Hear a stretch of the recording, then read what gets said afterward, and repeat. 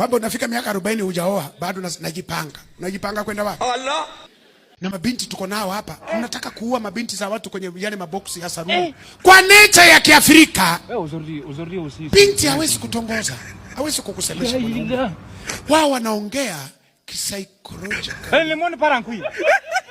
Wamevaa nguo za kujimwaga, hamjawaona. Wakasema labda hizi atujionyeshe. Wakavaa tu tufupi mpaka nashindwa kutembea, hamuwaoni. Wakavaa okay. Wewe unaona kabisa mmepangana vijana wote hapa.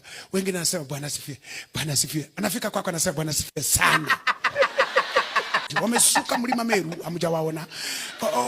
Wamesuka misuko ya jicho la wifi, hamjawaona.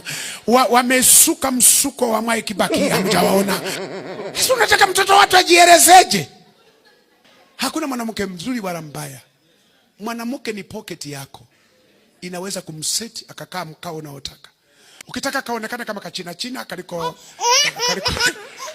acha wakati wanajenga ile bypass, kataonekana kama kachina.